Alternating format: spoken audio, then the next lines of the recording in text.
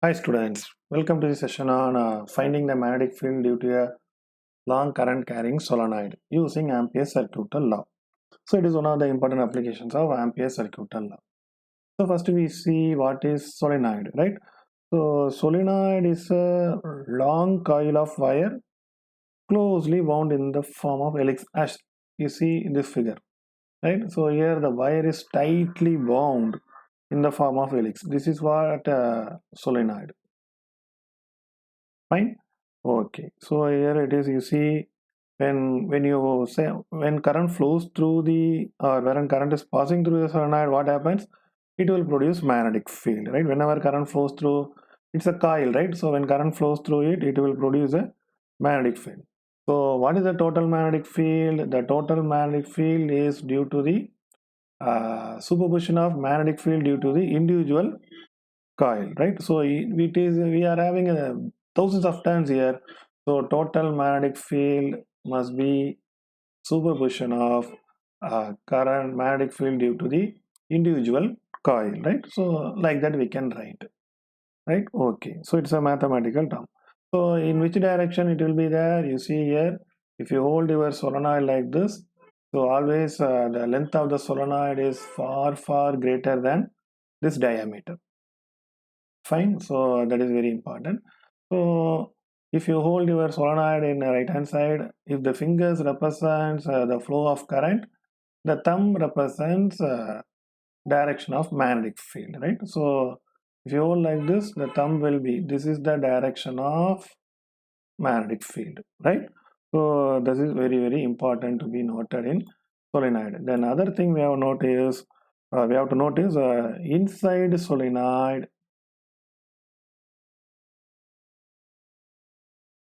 right?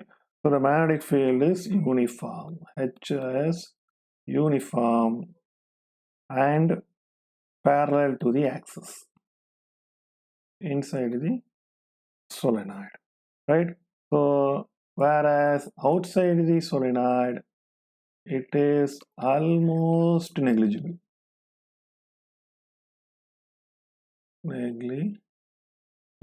right? So you see that we will see all the things now, right? So based on the direction of current flows, right? Here how the current flows, the solenoid will behave like a north. One side of the solenoid will behave like a north pole, and the other side of the solenoid will behave like a south pole, right?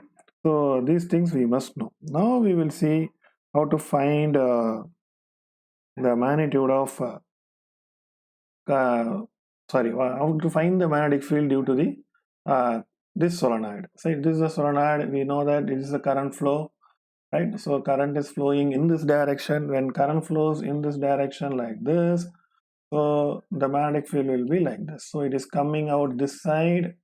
Coming out means dot, going in means cross. So when current flows in this direction, this is the way magnetic field will rotate around that. So current flows in this direction. So in the top side it is coming out, so it is dot. In the bottom side it is going in, magnetic field is going in, so it is what do you call, cross, right? So now we have to find a magnetic field at any point inside the solenoid, right? So find H at any point inside solenoid. How we are going to find? So if you want to find like that, we are going to use Ampere circuital law. So we take Amperian loop A, B, C, D like this, right? So next, what is Ampere circuital law states? It states that as per Ampere circuital law, closed integral H dot dl is equal to I enclosed, right?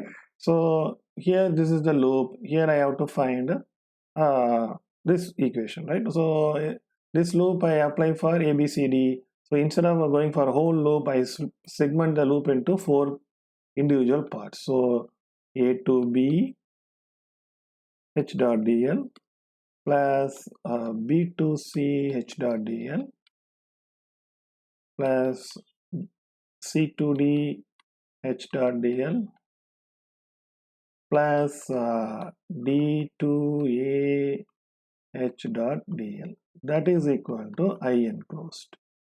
Fine, right? So you see h dot dl, h is the direction of magnetic field, dl is the direction of our what do you call solenoid, right? So here you see A to B, from A to B here you see the magnetic field is going in this direction, no problem. dl is also in this direction. This blue is for dl, sorry, this red is dl, the blue is b, sorry, h. So both h and dl are in same direction. So what is the angle between them? 0. So h dot dl is equal to h dl cos 0. Okay, no problem. They are parallel. Fine. So in AB they are parallel. In BC, you see here magnetic field in B to C, you see magnetic field is going in this direction, but DL is going from B to C in this direction. So they are perpendicular in BC. Similarly, DA is coming down in this direction, but magnetic field is going in this direction. So in A, BC and DA, BH and DL are perpendicular. So in BC and DA, H and D are perpendicular.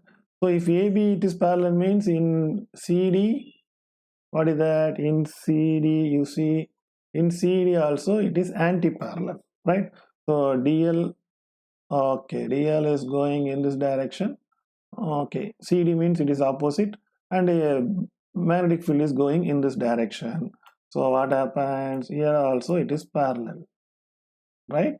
Okay, or anti-parallel. Anti-parallel, everything is going in anti-direction. Okay, CD, here it is DC. So CD I am telling, CD is in this direction. Magnetic field, blue line is going in this direction. So they are anti-parallel. Now you see H dot dl is equal to HCl, HDL cos 90 degree, perpendicular. So cos 90 is 0. So it will be cancelled. Here also H dot dl is HDL. The angle between these two are perpendicular, so the angle is 90. So it will be cancelled. Here you see CD is outside the solenoid. Here what is the magnetic field? Here magnetic field is 0. We are going to calculate the magnetic field inside. Outside the solenoid, magnetic field is 0. So what happens? H0. So total function is 0. So we have only magnetic field inside the solenoid AB. A to B only, right? So we derive this integral A to B H dot dl is equal to I enclosed. Here what is the angle between them? 0. So integral A to B H dl I enclosed. Right? So we told you magnetic field inside a solenoid is uniform. Take it outside. So A to B, right, dl is equal to I enclosed. So integral dl is nothing but total length. What is the length of the solenoid in A to B? It is L. You see, A to B, you see integral dl means it is small dl, dl1, dl2, this length is dl2, this length is dl3, this length is dl4. If you add all the things, we will get total length. What is the total length? L. So you can say total length is L, not H. So total length L. So HL is equal to I enclosed.